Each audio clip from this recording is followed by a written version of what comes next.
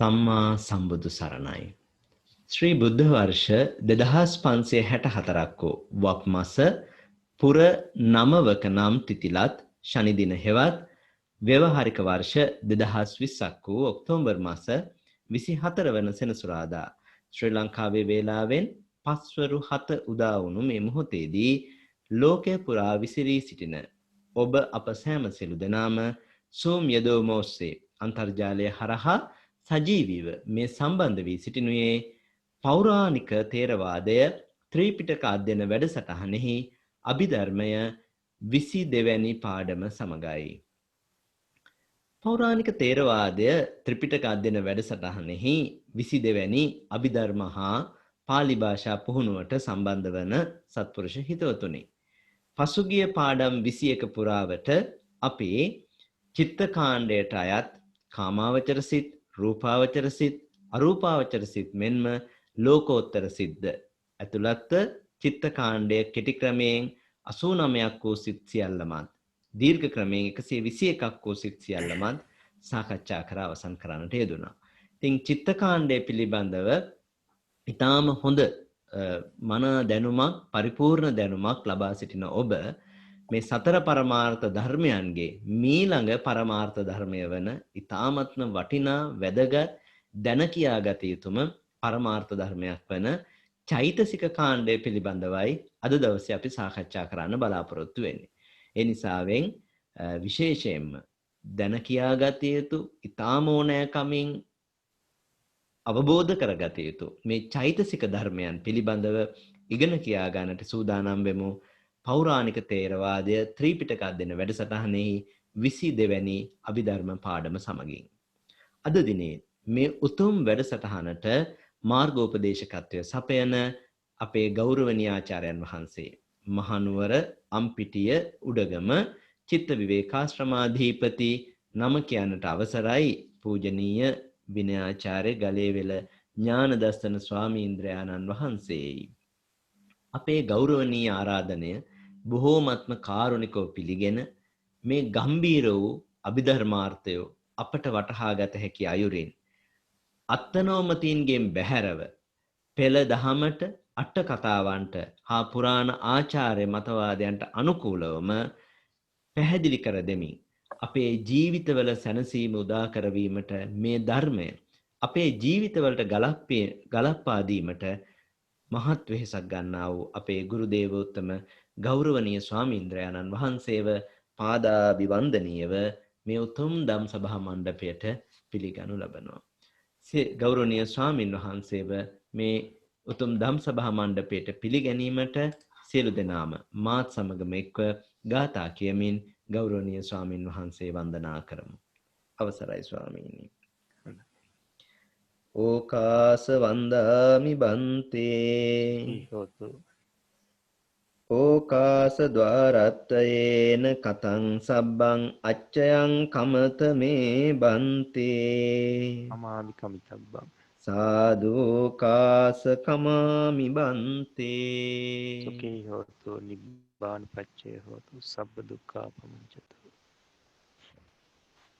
ගෞරවනීය ස්වාමින් වහන්සේ අද දවසේ මේ චෛතසික කාණ්ඩය ආරම්භ කරන 22 වෙනි අභිධර්ම පාඩමට සම්බන්ධ වෙන්න බොහෝම දෙනෙක් ලෝකේ රටවල් ගණනාවක ඉඳන් අපිත් එක්ක මේ Zoom යෙදවීම ඔස්සේ සහ සම්බන්ධ වෙලා තිබෙනවා. අප වෙත අනුකම්පාවෙන් 22 වැනි අභිධර්ම පාඩමත් ඊළඟ පාලි භාෂා පුහුණු පාඩමත් ආරම්භ කරන්න කියලා අපි ඔබ වහන්සේට පාදාභිවන්දනීයව ආරාධනා කර සිටිනවා. අවසරයි ස්වාමීනි. හොඳයි අපි කවුරුත් নমස්කාර පාඨය කියමු. නමෝ තස්ස භගවතු අරහතෝ සම්මා සම්බුද්දස්ස නමෝ තස්ස භගවතු අරහතෝ සම්මා සම්බුද්දස්ස නමෝ තස්ස භගවතු අරහතෝ සම්මා සම්බුද්දස්ස. සෑම සියලු දෙනාටම තෙරුවන් සරණයි.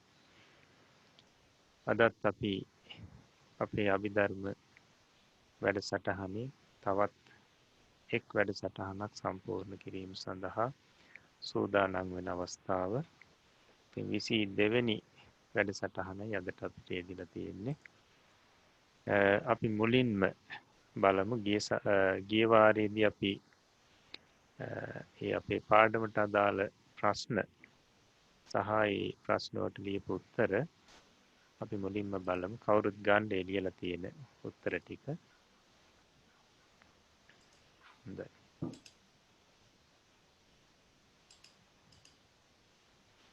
පළවෙනි ප්‍රශ්නය ලෝකෝත්තර සිත් 40ක් වන්නේ කුමකින්ද? පිළිතුර ලෝකෝත්තර සිත් 40ක් වන්නේ ධ්‍යාන ભેදේනි. ධ්‍යාන ભેදේනි. 2. රූපාවචර ධ්‍යාන ලැබුවන්ගේ රූපාවචර ධ්‍යාන නොලබුවන්ගේ ලෝකෝත්තර සිත් කිනම් ධ්‍යානයකින් යුක්ත වෙනවාද?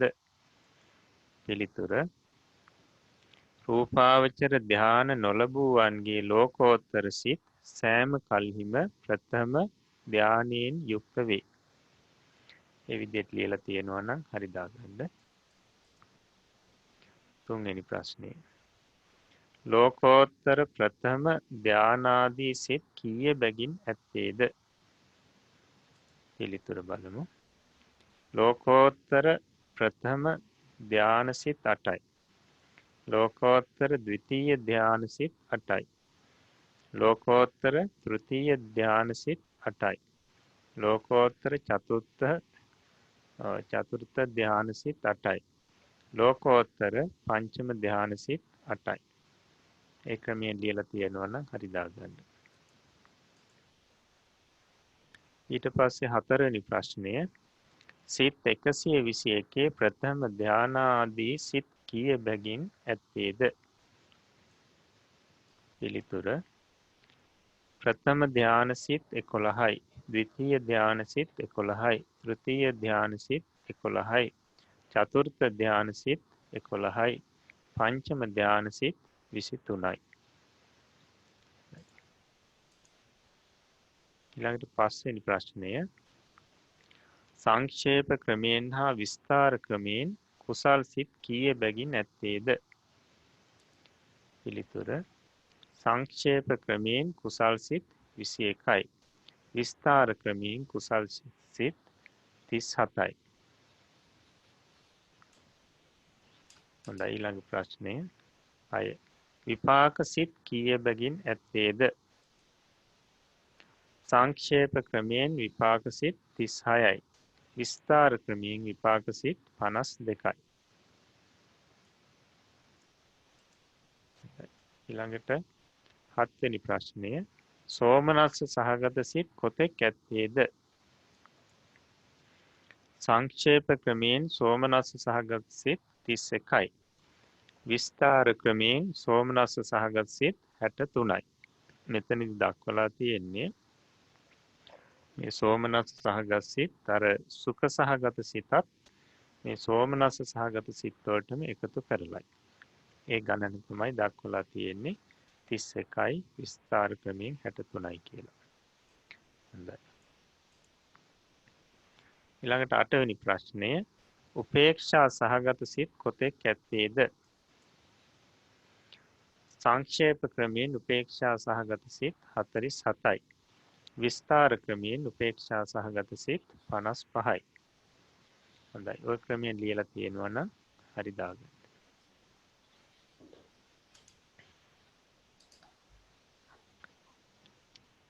හොඳයි. එතකොට අපි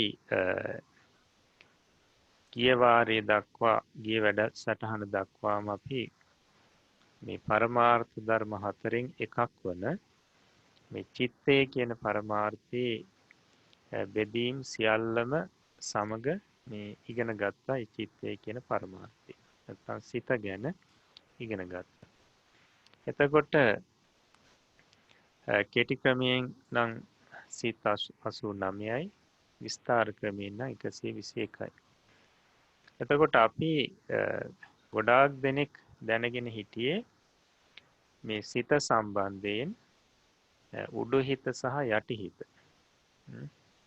උඩුහිත යටිහිත ওই විදිහට තමයි බොහෝ දෙනෙක් දන්නේ. නමුත් බුදුරජාණන් වහන්සේගේ දේශනාවට අනුව මේ සිත් කියන්නේ මොනවද නැත්නම් සිත කියන්නේ මොකක්ද? සිත කී ආකාරද? මේ සියල්ලක්ම අපි මෙතෙක් පාඩම් වලින් හොඳින් ඉගෙන ගත්තා.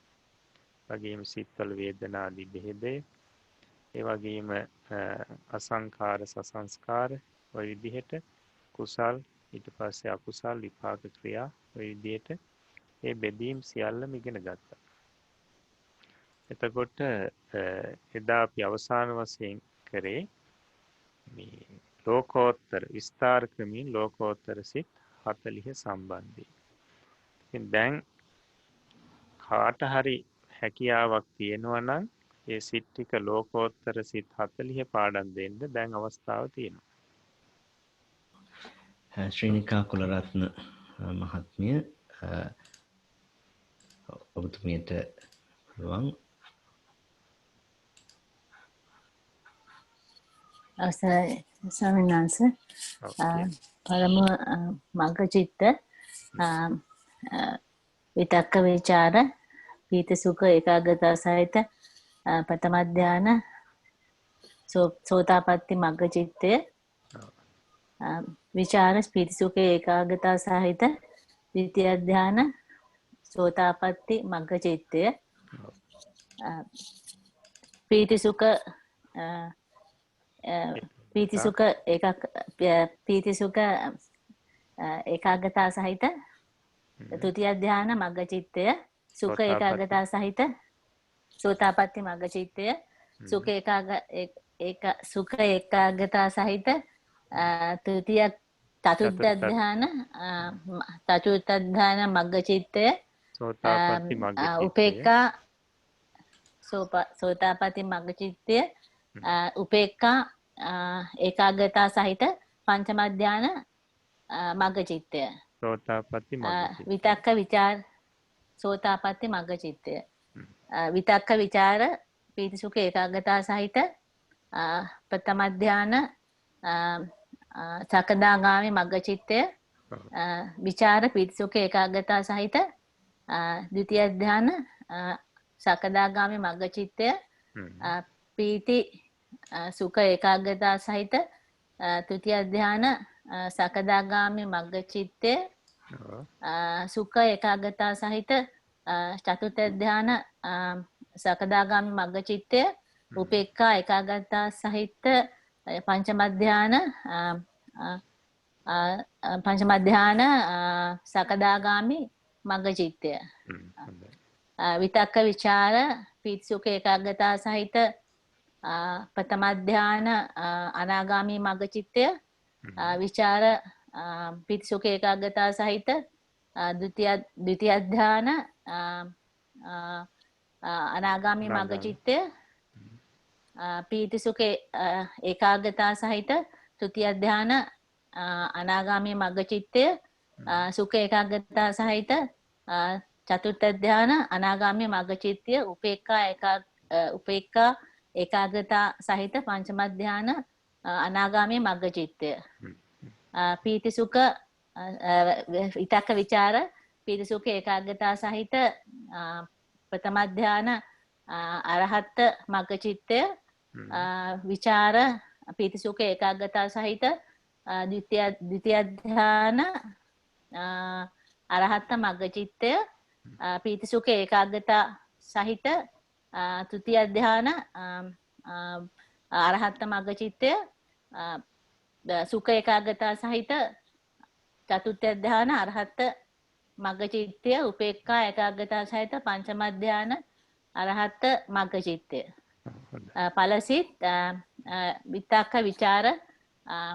විතක්ක විචාර පීති සුඛ ඒකාග්‍රතාව සහිත ප්‍රථම ධාන සෝතාපට්ටි ඵලචිත්තය විතක්ක විචාර පීති සුඛ ඒකාග්‍රතාව විචාර පීති සුඛ ඒකාග්‍රතාව විචාර පීති සුඛ ඒකාග්‍රතාව සහිත ද්විතිය ධාන සෝතාපට්ටි ඵලචිත්තය පීති සුඛ ඒකාග්‍රතාව සහිත තෘතිය ධාන සෝතාපට්ටි ඵලචිත්තය සුඛ ඒකාග්‍රතාව සහිත චතුර්ථ ධාන සෝතාපට්ටි ඵල චිත්තය උපේක්ඛා ඒකාග්‍රතා සහිත පංචම ධාන සෝතාපට්ටි ඵල චිත්තය විතක්ක විචාර පීති සුඛ ඒකාග්‍රතා සහිත ප්‍රථම ධාන සකදාගාමි ඵල චිත්තය විචාර පීති සුඛ ඒකාග්‍රතා සහිත ද්විතිය ධාන සකදාගාමි ඵල චිත්තය පීති සුඛ ඒකාග්‍රතා සහිත තෘතිය ධාන සකදාගාමි ඵල චිත්තය සුඛ ඒකාග්‍රතා සහිත චතුර්ථ ධාන සකදාගාමි ඵල චිත්තය උපේක්ඛා ඒකාග්‍රතා සහිත පංචම ධාන සකදාගාමි ඵල චිත්තය විතක්ක විචාර පීති සුඛ ඒකාග්‍රතා සහිත ප්‍රථම ධාන අනාගාමී ඵල චිත්තය විචාර පීති සුඛ ඒකාග්‍රතා සහිත ද්විතිය ධාන ඵල චිත්තය අනාගාමී ඵල චිත්තය පීති සුඛ ඒකාග්‍රතා සහිත තෘතිය ධාන අනාගාමී ඵල චිත්තය සුඛ ඒකාග්‍රතා සහිත චතුර්ථ ධාන අනාගාමී ඵල චිත්තය උපේක්ඛා ඒකාග්‍රතා සහිත පංචම ධාන අනාගාමී ඵල චිත්තය විතක්ක විචාර පීති සුඛ ඒකාග්‍රතා සහිත අරහත් ප්‍රථම ධාන අරහත් ඵල චිත්තය විචාර පීති සුඛ ඒකාග්‍රතා සහිත ද්විතිය ධාන අරහත් ඵල චිත්තය පීති සුඛ ඒකාග්‍රතා සහිත චතුර්ථ ධාන අරහත් තෘතිය ධාන අරහත් ඵල චිත්තය සුඛ ඒකාග්‍රතා සහිත චතුර්ථ ධාන අරහත් ඵල චිත්තය උපේක්ඛා ඒකාග්‍රතා සහිත පංචම ධාන අරහත් ඵල චිත්තය. හොඳයි බොහොම හොඳයි. බොහොම සතුටුයි උත්සාහයට. හොඳයි අපි පාඩම එහෙමනම් ආරම්භ කරමු. කියන්න පාඩම. අවසරයි සම්මස්. ද්විතීය පරිච්ඡේදය පළවන පාඩම චෛතසික දෙපනස මදකුදු පෙරපසු නොවි සිතහා එකටම ඉපදීමය එකටම නිරුද්ධ වීමය සිතින් ගන්නා අරමුණම ගැනීමය සිත උපදනා තැනම ඉපදීමය යන කරුණු සතරින් සිතහා සංප්‍රයෝග වන ධර්මයෝ චෛතසිකයෝය. සංප්‍රයෝග වීමය යනු කවරාකාරයකින්වත් වෙන් කළ නොහැකි නොහෙන පරිදි මිශ්‍ර වීමය. එකට ඉපදීම ආදී කරුණු සතරට සංප්‍රයෝග ලක්ෂණ සතරයයි කියනු ලැබේ. චෛතසික දෙපනසක් ඇත්තේය. ඒ සියල්ලම එක සිතක් හා එකවරම උපදින්නේ නොවේ. එක් එක් සිතක් සමග උපදින්නේ ඒ සිතට අයත් කෘත්‍ය සිදු කිරීමට උවමනා චෛතසික පමණකි.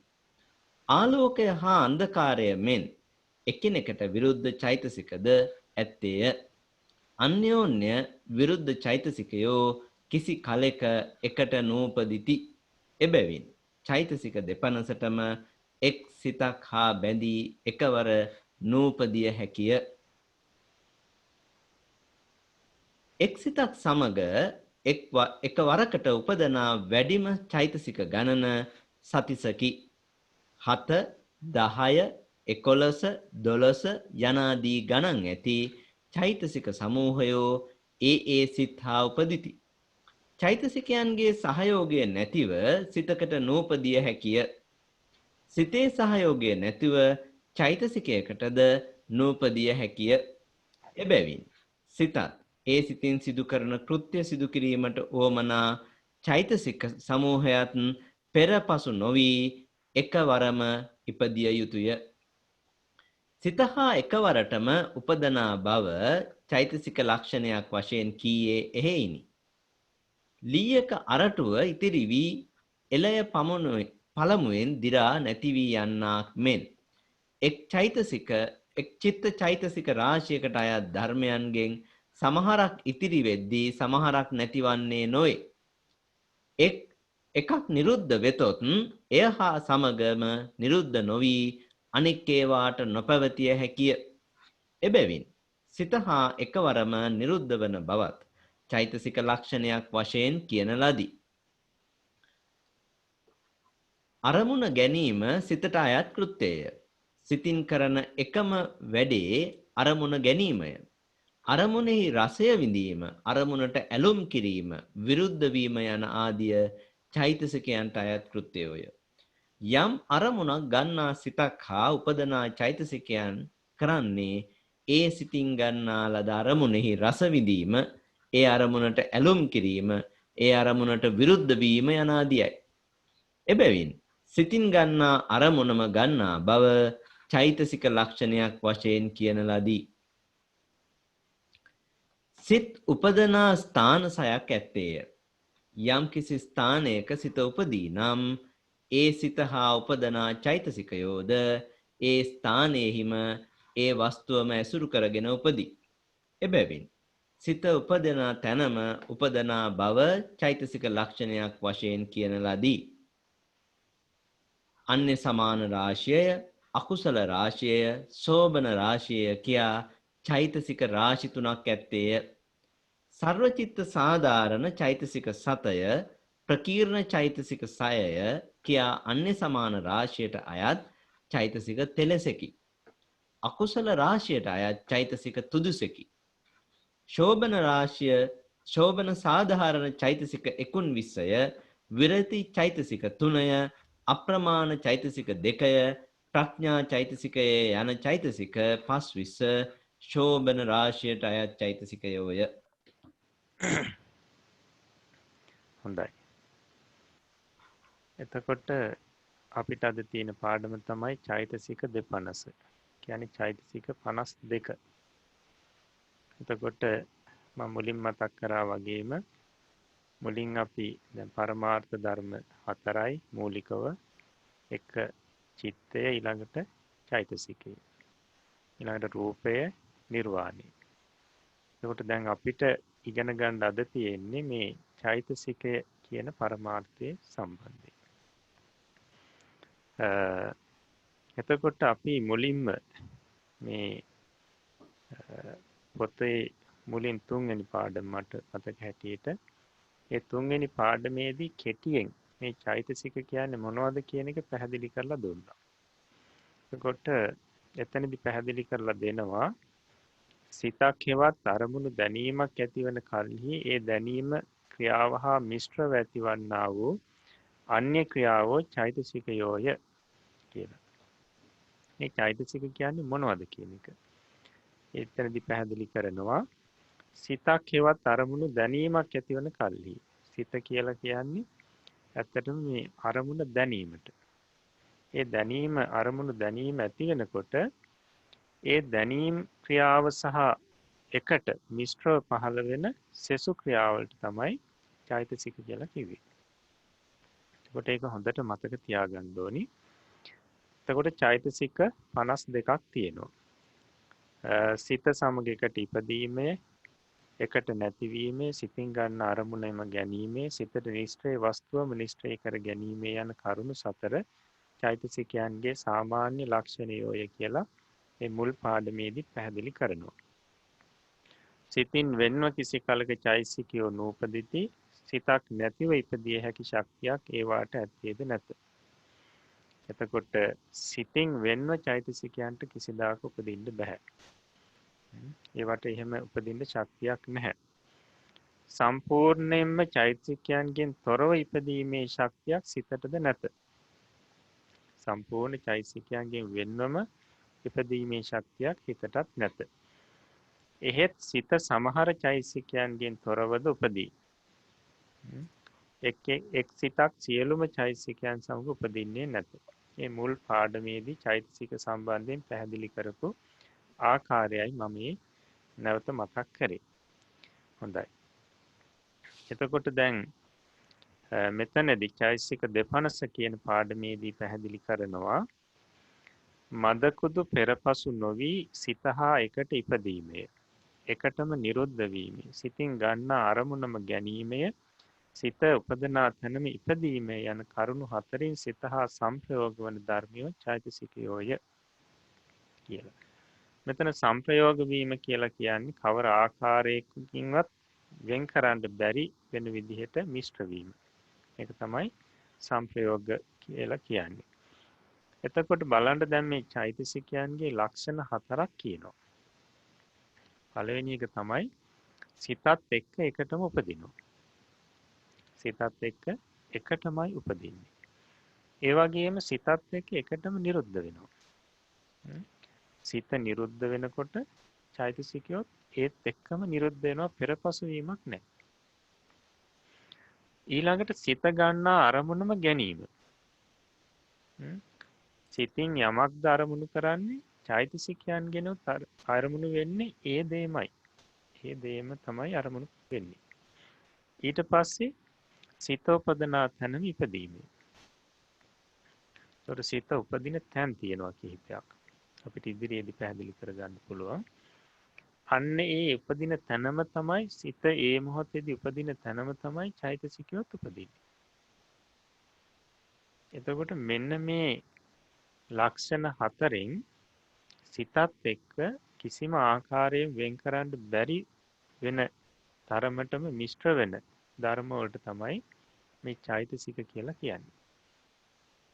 එතකොට අපිට දැන් හොඳටම තේරෙනවා මේ චෛතසික කියලා කියන්නේ සිතත් එක්ක එකටම උපදින, සිතත් එක්ක එකටම නිරුද්ධ වෙන, සිතින් ගන්න අරමුණම ගන්න, සිත උපදින තැනම උපදින ධර්ම කොටාසයකට තමයි චෛතසික කියලා කියන්නේ. එතකොට දැන් අපි සිත ගැන කිව්වා, සිත කියන්නේ අරූපී ධර්මයක් කියලා. ඒ කියන්නේ රූපයක් නැහැ. දැන් සිතට හැඩයක් හෝ වර්ණයක් හෝ ඒ විදිහට ඇහින් දකින්න පුළුවන් රූපී ස්වરૂපයක් සිතේ නැහැ.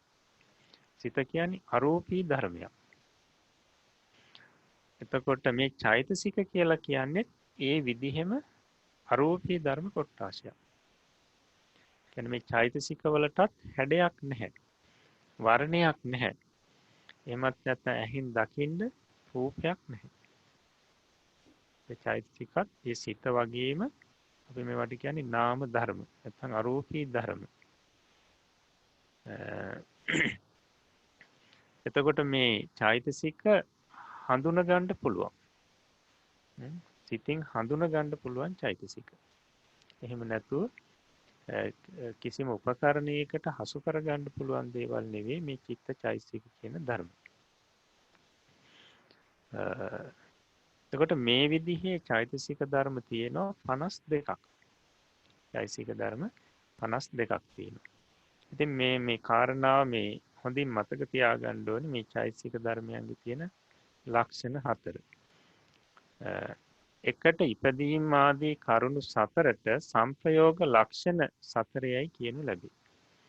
එතකොට මේ එකට ඉපදීම් ආදී කරුණු 4ට කියනවා සංප්‍රයෝග ලක්ෂණ 4 කියලා. නැත්නම් අපි කියවුවොත් මිශ්‍ර වීමේ ස්වરૂප 4. මිශ්‍ර වෙන ආකාර 4. චෛතසික දෙපනසක් ඇත්තේය. ඒ සියල්ලම එක සිතක් හා එකවර උපදින්නේ නොවේ. එතකොට හොඳින් මතක තියාගන්න චෛතසික 52ක් තිබුණට මේ 52ම එකම එක සිතක් හා මේ මිශ්‍රව පහළ වෙන්නේ නැහැ. චෛතසික 52ත් එක්ක පහළ වෙන එකදු සිතක්වත් නැහැ. එක් සිතක් සමග උපදින්නේ ඒ සිතට අයත් කෘත්‍ය සිදු කිරීමට වුවමනා චෛතසික පමණකි. එතකොට එක් සිතක් එක්ක පහළ වෙන්නේ චෛතසික ඒ සිතින් කරන්න අවශ්‍ය කෘත්‍ය සම්පූර්ණ කිරීමට අවශ්‍ය චෛතසික පමණයි. එකම සිතක් එක්කවත් නිකරුණේ එකදු චෛතසිකයක්වත් පහළ වෙන්නේ නැහැ. ආලෝකය හා අන්ධකාරයෙන් එකිනෙකට විරුද්ධ චෛතසිකද ඇත්තේ. එතකොට අපිට ඉදිරියට පැහැදිලි වෙනවා මේ චෛතසික අතර තියෙනවා සමහර චෛතසික මේ අනිත් චෛතසිකත් එක්ක කිසිදාක එකට පහළ වෙන්නේ නැහැ. දැන් මේක කිව්වේ ආලෝකය සහ අන්ධකාරය වගේ ප්‍රතිවිරුද්ධ චෛතසික කොටාසයක් තියෙනවා. එතකොට දැන් අපි සාමාන්‍යයෙන් ගත්තොත් මේ අකුසල් පාක්ෂික චෛතසික තියෙනවා, ඊට පස්සේ කුසල් පැත්තේ චෛතසික තියෙනවා. එතකොට කවදාවත් මේ අකුසල් චෛතසිකයත් කුසල් චෛතසිකත් එක්ක යෙදෙන්නේ නැහැ. කවදාවත් එකට පහළ වෙන්නේ නැහැ. අන්‍යෝන්‍ය විරුද්ධ චෛතසිකයෝ කිසි කලෙක එකට නූපදිති. එකයි මේ කියන්නේ. එබැවින් චෛතසික දෙපනසටම එක් සිතක් හා බැඳී එකවර නූපදී හැකිය. එක සිතක් පහළ වෙන මොහොතේදී ඒ සිතත් එක්ක චෛතසික 52ටම එකවර උපදින්න පුළුවන්කමක් ඇත්තෙම නැහැ. එක් සිතක් සමග එකවරකට උපදනා වැඩිම චෛතසික ගන්න සතිසකි. ඒ කියන්නේ චෛතසික 36ක් තමයි උපරිම එක සිතක් හා එකවරකදී පහළ වෙන්නේ. එක සිතක් හා එකවර යෙදෙන්නේ චෛතසික උපරිම 36යි. එතකොට 7 10 11 12 යන ආදී ගණන් නැති චෛතසික සමූහයෝ ඒ සිත් හා උපදිති. එතකොට දැන් සමහර සිත් එක්ක චෛතසික 7යි පහළ වෙන්නේ. දැන් අපි ගත්තොත් ඔය දෙපස් විඥාන කියලා අපි ඉගෙන ගත්තා. නේද? උපේක්ඛා සහගත චක්කු විඥාන, උපේක්ඛා සහගත සෝත විඥාන, ගාහන විඥාන, જીවහා විඥාන, ඒ වගේම දුක්ඛ සහගත කාය විඥාන, ඊට පස්සේ සුඛ සහගත කාය විඥාන, ඔය විදිහට අහේතුක කුසල විපාක සහ අහේතුක අකුසල විපාක වශයෙන් අපි කියවත් දෙපස් විඥාන කියලා සිත් 10ක්. මේ සිත් 10 පහළ වෙන්නේ චෛතසික උපරිම 7යි. චෛතසික 7යි පහළ වෙන්නේ. ඒ වගේම තව සමහර සිත් තියෙනවා චෛතසික 10යි පහළ වෙන්නේ. තව සමහර සිත් තියෙනවා ඒ සිතත් එක්ක චෛතසික 11යි පහළ වෙන්නේ. සමහර ඒවත් එක 12යි. සමහර සිත් එක්ක 19යි, 17යි, 22යි. ওই විදිහට ඒ සිතත් එක්ක ඒ සිතට අදාළ කෘත්‍ය කිරීම සඳහා අවශ්‍ය චෛතසිකය පහළ වෙනවා.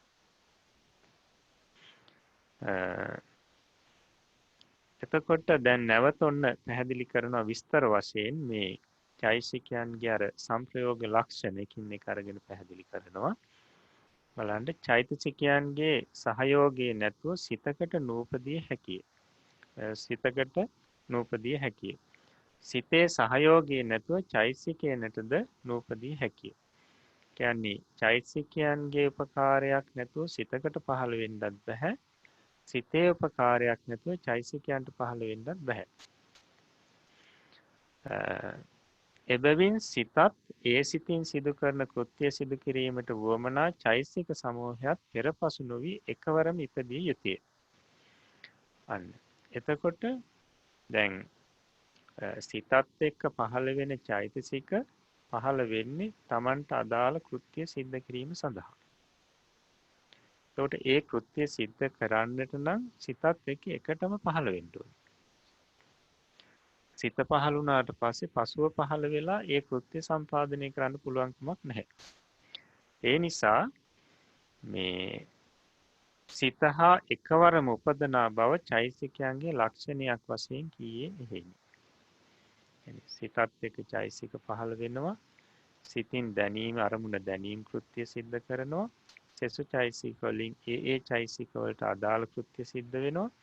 එතකොට ඒ කෘත්‍ය සිද්ධ වෙන්නට නම් සිතත් එක්ක චෛතසික එකවරම පහළ වෙන්න ඕනේ.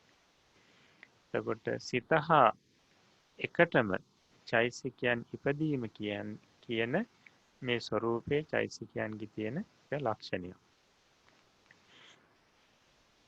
ඊළඟට පැහැදිලි කරනවා සිත හා එකටම නිරුද්ධ වීම කියන ස්වરૂපය. බලන්න. ලීයක අරටුව ඉතිරි වී එළය පළමුවෙන් දි รา නැති වී යන්නක් මෙන් එක් චිත්තචෛතසික රාශියකට අයත් ධර්මයන්ගෙන් සමහරක් ඉතිරි වෙද්දී සමහරක් නැතිවන්නේ නොවේ. මෙතන උපමාවක් දක්වනවා. සාමාන්‍යයෙන් ওই ගහක් කැපුවට පස්සේ ඒ ගහේ ඊට පස්සේ කෑලි කෑලි වලට ඒක කොට්ටි කරලා ඊට පස්සේ මේ පොත්ත අයින් කරනවා. ඊට පස්සේ අපිට ඒ කැපුණු පැත්තෙන් බලනකොට පේනවා මැද තියෙනවා මේ කොටේ මේ අරටුව. සමහර කොටවල නිකන් ගුරු පාටට හුරු දුඹුරු පාටට හුරු කොටසක් තියෙනවා. ඒක තමයි ඒකේ අරටුව. ඒ අරටුවට පිටින් තියෙන්නේ එළය. එහෙම නැත්නම් අපි කියන පිට පොත්තයි අරටුවයි අතර තියෙන කොටසට එළය කියලා කියනවා. එතකොට දැන් සාමාන්‍යයෙන් ලීයක් එළිය දාලා තිබ්බට පස්සේ කොටයක් ඔය විදියට ඉස්සල්ලාම විනාශ වෙන්නේ එළය. ඊට පස්සේ තමයි අරටුව විනාශ වෙන්නේ. ඉතින් මෙන්න මේ ස්වરૂපයක් මේ කොටේ විනාශ වෙනවා වගේ ස්වરૂපයක් මේ චිත්තචෛසික ධර්මයන්ගේ නැහැ. එතකොට සිත නිරුද්ධ වෙන්න කලින් චෛතසිකය කවදාවත් නිරුද්ධ වෙන්නේ නැහැ. ඒ වගේම සිත නිරුද්ධ වුණාට පසුව චෛතසිකයන් නිරුද්ධ වෙන්නේ නැහැ. ඒකට සිත නිරුද්ධ වෙන්නේ යම් මොහොතකදීද පෙරපසු නොවි ඒ මොහොතේදීම චෛතසිකත් නිරුද්ධ වෙනවා. චෛතසිකත් නිරුද්ධ වෙනවා. එතකොට එක ධර්මයක් නැත්නම් සිත නිරුද්ධ වෙන වෙලාවේදී චෛතසිකයන්ට පවතින්න පුළුවන් කමක් නැහැ. නැත්නම් චෛතසික ධර්මයන් අතරින් එක චෛතසිකයක් නිරුද්ධ වී අනිත් චෛතසික ටික පවතින විදියකුත් නැහැ එක සිතක් පවතින අවස්ථාවේදී. ඒ නිසා සිත හා එකවරම නිරුද්ධ වන බවත් චෛතසික ලක්ෂණයක් වශයෙන් කියන ලදී කියලා පැහැදිලි කරනවා. ඊට පස්සේ සිතින් ගන්න අරමුණම ගැනීම කියන මේ චෛතසික ලක්ෂණය බලමු අපි. අරමුණු ගැනීම සිතට අයත් කෘත්‍යය. එතකොට සිතට අයිති කෘත්‍යය තමයි අරමුණ ගැනීම. ඊට පස්සේ සිතින් කරන එකම වැඩේ අරමුණු ගැනීමේ. අරමුණේ රස විඳීමේ, අරමුණට ඇලුම් කිරීමේ, අරමුණට විරුද්ධ වීම ආදී චෛතසිකයන්ට අයත් කෘත්‍යය. එතකොට දැන් අපිට ගොඩාක් අද දැනෙන්නේ මේ චෛතසික. හිතට දැනෙනවා. දැන් සිතින් කෙරෙන්නේ අරමුණ ගැනීම. ඒකට අරමුණ ගැනීම වශයෙන් අරමුණ දැනගන්නවා. එතකොට දැන් අපිට තේරෙනවා දැන් අපිට අකමැති කෙනෙක් දැක්කට පස්සේ ඒ කෙනත් එක්ක හිත ගැටෙනවා. එතකොට ඒක තමයි කියන්නේ අරමුණත් එක්ක ගැටෙනවා කියලා. එතන අරමුණ වශයෙන් ගන්නෙ අන්න අර අකමැති කෙනා. එතකොට සිතින් ගන්නෙත් ඒ අකමැති කෙනා කියන අරමුණ තමයි. එතකොට චෛතසිකයන්ගේ දැන් ද්වේෂය කියලා චෛතසිකයක් තියෙන මේ චෛතසිකයෙන් කරන්නේ ඒ අරමුණත් එක්ක ගැටෙනවා. සිතින් ගත්තු අරමුණත් එක්කම ගැටෙනවා. එහෙම නැත්නම් තව චෛතසිකයක් තියෙනවා ඉස්සා කියලා එකකින් කරන්නේ සිතින් ගත් අරමුණ සම්බන්ධයෙන් ඊර්ෂ්‍යා කරනවා. ඊට පස්සේ මච්චරිය කියලා ගත්තොත් ඒ අරමුණ අනිත් අයට සාධාරණ වෙනවට අකමැති වෙනවා. එතකොට දැන් අපි කුසල් පත්‍යෙන් ගත්තොත් බුද්ධ රූපයක් කියන අරමුණක් නම් සිතින් ගන්නෙ චෛතසික වලින් ගන්නෙත් ඒ අරමුණම තමයි. එතකොට ශ්‍රද්ධාව කියලා තියෙන චෛතසිකයක් ඒ චෛතසිකයෙන් කරන්නේ අන්න අර සිතින් ගත්තු අරමුණ සම්බන්ධයෙන් පැහැදීම ඇති කරගන්නවා. ප්‍රසාදය ඇති කරගන්නවා. ඉතින් මේ විදිහට මේ ඒ සිතේ තියෙන කෘත්‍යය තමයි අරමුණ ගැනීම. ඊට අමතරව ඒ අරමුණට ඇලීම, අරමුණට ගැනීම, අරමුණට ගැටීම, ඊට පස්සේ අරමුණේ මුලා වීම, අරමුණේ පැහැදීම, ඒ වගේම අරමුණේ සැක කිරීම මේ සියල්ලම චෛතසිකයන්ගේ කෘත්‍යය. මේවා චෛතසිකයන්ගේ කෘත්‍යය. එතකොට යම් අරමුණක් ගන්නා සිතක් හා උපදනා චෛතසිකයන් කරන්නේ ඒ සිතින් ගන්නා ලද අරමුණේ රස විඳීමේ, ඒ අරමුණට ඇලුම් කිරීමේ, අරමුණට විරුද්ධ වීම යනාදී. එබැවින් සිතින් ගන්නා අරමුණම ගන්නා බව චෛතසිකයන් ලක්ෂණයක් වශයෙන් කියන ලදී. එතකොට මෙතන පැහැදිලි කරන්නේ ඒ සිතින් අරමුණු කරන්නේ යම් අරමුණක්ද. නැත්නම් අපි කියමුකෝ Tamanට අකමැති පුජ්‍යලයේ කියන අරමුණ තමයි සිතින් ගන්නෙ. ඒ අවස්ථාවේදී සෙසු චෛතසික ඒ සිතත් එක්ක පහළ වෙන සෙසු චෛතසික වලින් වෙන අරමුණක් නෙවෙයි ගන්නෙ. නැත්නම් අපි ද්වේෂය කියන චෛතසිකයේ ස්වરૂපේ තමයි කෘත්‍යය තමයි අරමුණත් එක්ක ගැටෙනවා. එතකොට අර සිතින් අරමුණු කරපු අර අකමැති පුජ්‍යලයා හැර වෙන කෙනෙක් එක්ක නෙවෙයි ඒ අවස්ථාවේදී මේ ගැටීම සිද්ධ වෙන්නේ. නැත්නම් ද්වේෂය කියන මේ චෛතසිකයේ ගැටීම් ස්වરૂපයෙන් පහළ වෙන්නේ වෙනත් පුජ්‍යලයක් සම්බන්ධයෙන් නෙවෙයි. අන්න අර සිතින් ගත්තු අකමැති අප්‍රිය පුජ්‍යලයා කියන අරමුණත් එක්කම තමයි ගැටෙන්නේ.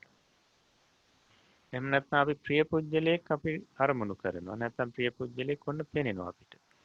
එතකොට සිතින් ඒ ප්‍රිය පුජ්‍යලයා කියන අරමුණ තමයි ගන්නෙ. එතකොට ඒ වෙලාවේදී ඇලීමක් ඇති වෙනවා අරමුණත් එක්ක. එතකොට ඒ ඇලීම ඇති වෙන්නේ අර සිතින් අරමුණු කරපු ප්‍රිය පුජ්‍යලයක් කියන මේ අරමුණත් එක්කම තමයි. එහෙම නැත්නම් වෙන අරමුණත් එක්ක නෙවෙයි ඒ අවස්ථාවේදී ඇලීම ඇති වෙන්නේ. අන්න ඒකයි මෙතන පැහැදිලි කරන්නේ සිතින් ගන්නා වූ අරමුණම ගැනීම. අරමුණම ගැනීම තමයි චෛතසිකයන්ගේ ස්වરૂපය. ඊළඟට සිත උපදනා තැනම ඉපදීම. ඊළඟ ලක්ෂණය. දැන් සිත උපදනා ස්ථාන 6ක් තියෙනවා. ඒවට කියනවා වස්තු කියලා. අපිට ඉදිරියට පාඩමක් වෙනවා. එතන චක්කු වස්තුව, සෝත වස්තුව, ගාහන වස්තුව, જીවහා වස්තුව, කාය වස්තුව, ඊට පස්සේ හෘද වස්තුව නැත්තම් හෘදේ වස්තුව කියලා කියනවා. ඒකට මේ විදිහට 6ක් දක්වනවා සිත් උපදනා ස්ථාන. ඒ සිත් උපදනා ස්ථාන වලට තමයි මේ වස්තු කියලා මේ ධර්මයේ සඳහන් කරන්නේ. එතකොට දැන් චක්කු වස්තුවේ නැත්තම් අපි ගත්තොත් ඇසේ එතන චක්කු වස්තුව කියලා කියන්නේ අපි සාමාන්‍ය ක්‍රමයට කියනවා නම් ඇහැ. නැත්තම් අපි තව දුරටත් පරමාර්ථ වශයෙන් පැහැදිලි කරනවා නම් චක්කු ප්‍රසාද රූපේ කියලා. ඉදිරියේදී අපිට ඉගෙන ගන්න පුළුවන්. අපි සාමාන්‍ය විදිහට සැලකමු ඇහි. ඇහි සිත් පහළ වෙනවා. ඊළඟට කනේ සිත් පහළ වෙනවා. ඊළඟට නාසයේ සිත් පහළ වෙනවා. ඊළඟට දිවෙත් සිත් පහළ වෙනවා. ඊළඟට කයෙත් අභ්‍යන්තරේ බාහිර සිත් පහළ වෙනවා. ඊට පස්සේ මේ හදවත ඇතුලේ සිත් පහළ වෙනවා. එතකොට මේ ක්‍රමයෙන් සිත් පහළ වෙන ස්ථාන 6ක් තියෙනවා. එතකොට දැන් අපි දන්නවා මේ ඇසේ පහළ වෙන සිත් මොනවද කියලා. අපි ඉගෙන ගත්තා අහේතුක සිත් 18 දී අහේතුක අකුසල විපාක උපේක්ඛා සහගත චක්කු විඥානි, ඊට පස්සේ අහේතුක කුසල විපාක උපේක්ඛා සහගත චක්කු විඥානි කියලා සිත් දෙකක්. මෙන්න මේ සිත් දෙක පහළ වෙන්නේ ඇසේ. මේ සිත් දෙක පහළ වෙන්නේ ඇසේ. එතකොට මේ සිත් දෙක ඇසේ පහළ වෙනකොට මේ සිතුත් එක්ක එකට පහළ වෙන චෛතසික වෙන තැනක නෙවෙයි පහළ වෙන්නේ ඇසේම තමයි. ඒ සිත පහළ වෙන තැනම තමයි පහළ වෙන්නේ. සිතත් එක්ක මිශ්‍රව එකටමයි පහළ වෙන්නේ. ඊට පස්සේ කනේ පහළ වෙන සිත් දෙකක් තියෙනවා. උපේක්ඛා සහගත සෝත විඥාන කියන අහේතුක කුසල විපාක සහ අකුසල විපාක සිත් දෙක. මේ සිත් එක්ක පහළ වෙන චෛතසිකයොත් පහළ වෙන්නේ අර කණේම තමයි. ඒ අවස්ථාවේ ඒ සිත් එක්කම සිත පහළ වෙන තැනම තමයි පහළ වෙන්නේ. ඊට පස්සේ නාසිකාවේ පහළ වෙන සිත් දෙකක් තියෙනවා. උපේක්ඛා සහගත ගාහන විඥාන කියන අහේතුක කුසල විපාක සහ අකුසල විපාක සිත් දෙක. ඒ සිත් දෙකත් එක්ක පහළ වෙන චෛතසිකය පහළ වෙන්නේ ඒ නාසිකාව තුලම තමයි. නාසිකාව තුල සිත පහළ වෙන තැනම සිතත් එක්ක එකටමයි පහළ වෙන්නේ. සිතත් එක්ක එකටමයි නිරුද්ධ වෙන්නේ. ඒකට සිතේ අවස්ථාවේදී ගන්ධයක් උයි අරමුණු කරන්නේ චෛතසික ටිකත් අරමුණු කරන්නේ ගන්ධයක්ම තමයි. ඊළඟට දිවේ පහළ වෙන සිත් දෙකක් තියෙනවා. ඒ උපේක්ඛා සහගත જીවහා විඥාන කියන සිත් දෙක. අහේතුක කුසල විපාක සිත සහ හේතුක අකුසල විපාක සිත. එතකොට මේ සිත් දෙකත් එක්ක පහළ වෙන චෛතසික පහළ වෙන්නේ දිවේම තමයි. දිවේ සිත පහළ වෙන තැන සිතත් එක්ක එකටම බැඳිලායි පහළ වෙන්නේ. ඊට පස්සේ කාය විඥාන සිත් දෙක. සුඛ සහගත කාය විඥානි, දුක්ඛ සහගත කාය විඥානි. මෙන්න මේ සිත් දෙක පහළ වෙන්නේ මේ කයේ ඇතුළත සහ පිට. එතකොට මේ සිතුත් එක්ක පහළ වෙන චෛතසික පහළ වෙන්නේ මේ කයේ ඒ සිත පහළ වෙන තැනම තමයි. සිතත් එක්ක එකටමයි. එතකොට දැන් අපි සිත් 10ක් කතා කරමු. එතකොට මේ සිත් 10ට අමතරව පහළ වෙන සෙසු සිත්. ඒ කියන්නේ අපි කෙටි ක්‍රමයෙන් ගත්තොත් සිත් 10ක් 89 ගියාට පස්සේ 79. මෙන්න මේ සිත් 79 පහළ වෙන්නේ හදවත තුල. සාමාන්‍යයෙන් අපි මිනිස්සෙක් ගත්තොත්, දෙවියෙක් ගත්තොත්, එයාගේ හදවත තුල තමයි මේ සිත් පහළ වෙන්නේ. එතකොට විස්තරකමින් අපි සැලකුවොත් 121න් සිත් 10ක් අයින් වුණාට පස්සේ 111ක් එනවා. මේ 111 කෙටි ක්‍රමයෙන් නම් 79යි, දීර්ඝ විස්තර ක්‍රමයෙන් නම් 111ක් වන සිත් පහළ වෙන්නේ හදවත තුලයි. අන්න ඒ සිතත් එක්ක පහළ වෙන චෛතසිකත් ඒ මොහොතේදී පහළ වෙන්නේ හදවත තුල සිතත් එක්ක එකටමයි පහළ වෙන්නේ. ඒකයි මෙතන පැහැදිලි කරන්නේ සිත් උපදන ස්ථානියම සිත උපදන තැනම තමයි චෛතසිකයත් උපදින්නේ. ඒකට චක්කු විඥාන සිත් දෙක ඇසේ පහළ වෙන අවස්ථාවේදී ඒට සම්බන්ධ චෛතසික කනේ පහළ වෙන්නේ නැහැ. ඒ ඇසේම තමයි පහළ වෙන්නේ. හොඳයි. ඊට පස්සේ පැහැදිලි කරනවා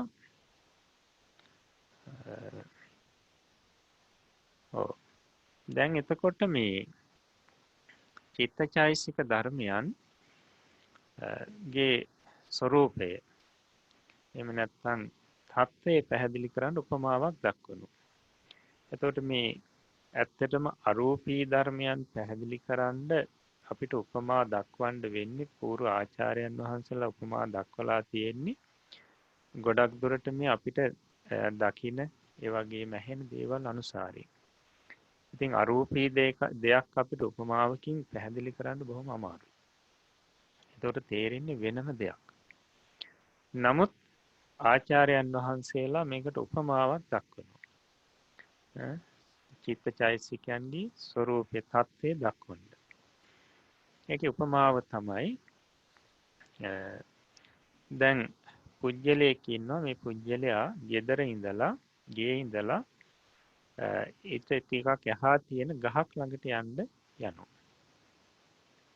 ඒකට ගෙදරින් පිට වෙලා ගහ ළඟට යනවා. එතකොට මේ පුජ්‍යලයාගේ යෑම කියලා කියන්නේ ක්‍රියාවක්. යෑම කියන්නේ ක්‍රියාවක්.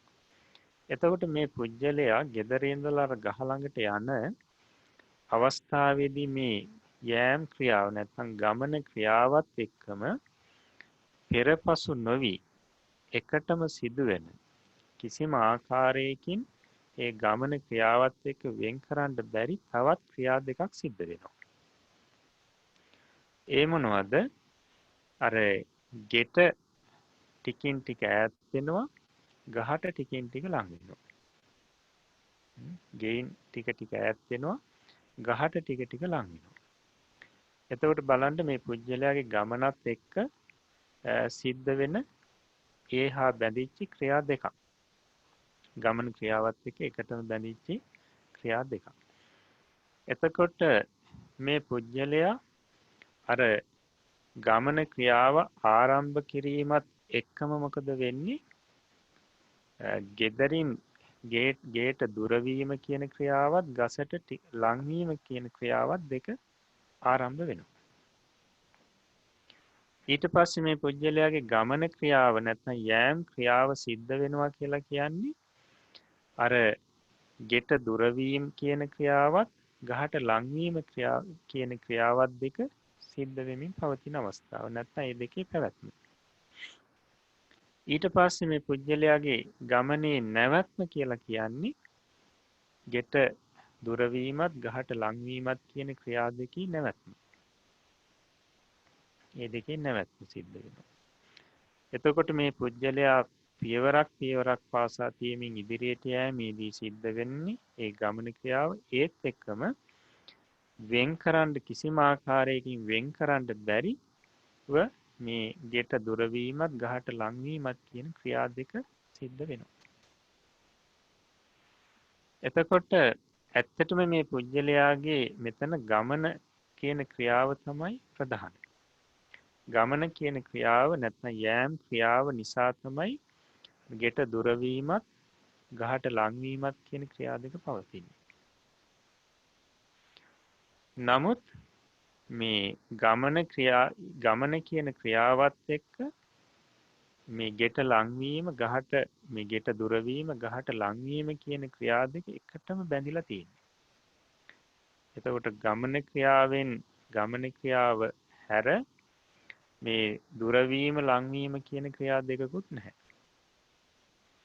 දුරවීම යමකට දුරවීම යමකට ලංවීම කියන මේ ක්‍රියා දෙක නැතුව ගමන කියන ක්‍රියාවක් ඇත්තෙත් නැහැ.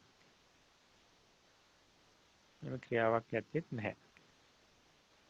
එතකොට මේ දෙක මේ ගමන ක්‍රියාවත් එක්ක සෙසු ක්‍රියා දෙක එකටම බැඳිලා තියෙන්නේ. වෙන් කරන්න පුළුවන් කමක් නැහැ. එතකොට ගමන ක්‍රියාවත් ගෙට දුරවීමත් ගසට ලංවීමත් කියන මේ ක්‍රියා තුනම ඒ යන පුජ්‍යලයා හා සම්බන්ධයි. නැත්නම් ඒ යන පුජ්‍යලයා ගමන් කරන පුජ්‍යලයා අසුර කරගෙනයි පවතින්නේ. මේක ටිකක් ගැඹුරු උපමාවක්. නමුත් තේරුම් ගන්න පුළුවන්. දැන් මෙන්න මේ ගමන ක්‍රියාව සහ ගෙට දුරවීම ගසට ලංවීම කියන මේ ක්‍රියාත් එක්ක මේ චිත්තචෛසික ධර්ම සසඳලා පෙන්නනවා. හරියට ගමන ක්‍රියාව වගේ සිත. ඊට පස්සේ ගෙට දුරවීමත් ගසට ලංවීමත් කියන ක්‍රියා දෙක හා සමානයි චෛතසික. එතකොට මේ පුජ්‍යලයා ගමන ක්‍රියාව ආරම්භ කිරීමත් එක්කම මොකද වෙන්නේ? අර ගෙට දුරවීමත් ගසට ලංවීමත් කියන ක්‍රියා දෙකේ ආරම්භය සිද්ධ වෙනවා.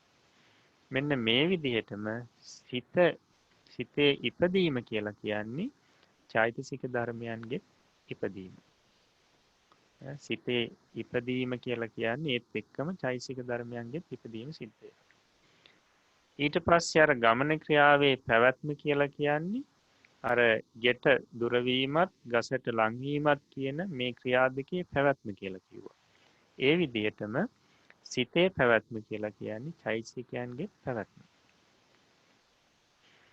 ඊට පස්සේ මේ ගමනේ නැවැත්ම කියලා කිව්වේ අර ගෙට දුරවීමත් ගසට ලංවීමත් කියන ක්‍රියා දෙකේ නැවතුම.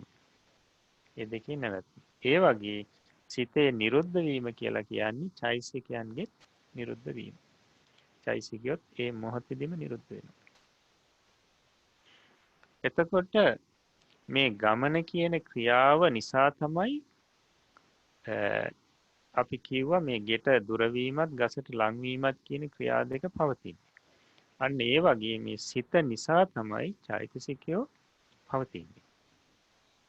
සිත නිසා තමයි චෛතසිකයෝ පවතින්නේ. සිත ප්‍රධානයි.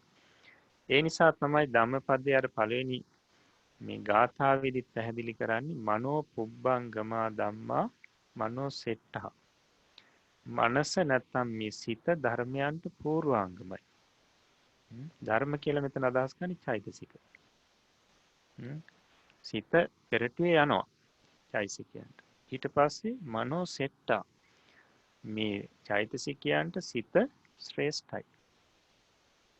ඊට පස්සේ මනෝමය ධම්මා කියන්නේ චෛතසිකයෝ නිකන් සිතින් ඉපදුනා වගේ. සිතින් ඉපදුනා වගේ සිතින් ඉපැද්දුවා වගේ. එතකොට පැහැදිලි කරන්නේ මේ සිත ප්‍රධානයි චෛතසිකයන්ට. ඊට පස්සේ අපි පැහැදිලි කරා අර ගමන ක්‍රියාවෙන් තොරව ගෙට දුරවීමත් ගසට ලංවීමත් කියන ක්‍රියා දෙකක් නැහැ. ඒ වගේම ගෙට දුරවීමත් ගසට ලංවීමත් කියන ක්‍රියා දෙකෙන් තොරව ගමන ක්‍රියාවකුත් නැහැ කියලා. අන්න ඒ වගේ තමයි සිත නැතුව චෛතසිකයන්ගේ පැවැත්මකුත් නැහැ. චෛතසිකයෝ නැතුව සිතේ පැවැත්මකුත් නැහැ. එතකොට මේක අර ගමන ක්‍රියාවත් ගෙට දුරවීම ගසට ලංවීම කියන ක්‍රියා දෙකත් කිසිම ආකාරයකින් වෙන් කරන්න බෑ. එකට බැඳිලායි තියෙන්නේ. කිසිම විදියකට වෙන් කරන්න බෑ. ඒ වගේ චිත්තචෛතසික ධර්මියෝ කිසිම විදියකින් වෙන් කරන්න පුළුවන් කමක් නැහැ. ඊට පස්සේ පැහැදිලි කරා මේ ගමන ක්‍රියාව වේවා ගෙට දුරවීමත් ගසට ලංවීමත් කියන ක්‍රියාව වේවා මේ ක්‍රියා පවතින්නේ යන පුජ්‍යලයේ අසුරු කරගෙන. ඒ වගේ මේ චිත්තචෛතසික ධර්මිය පවතින්නේ වස්තුවක් අසුරු කරගෙන. වස්තු කියලා කියන්නේ සිත් උපදින ස්ථාන. චක්කු විඤ්ඤාණ සිත් දෙක උපදින්නේ ඇස ඇසුරු කරගෙන. අන්න ඒ වගේ වස්තුවක් ඇසුරු කරගෙන තමයි චිත්තචෛසික ධර්මියෝ සාමාන්‍යයෙන් මේ පංචවෝකාර භවයේදී පවතින්නේ. එතකොට මේ උපමාව ගැන හොඳට හිතන්න ඕනේ.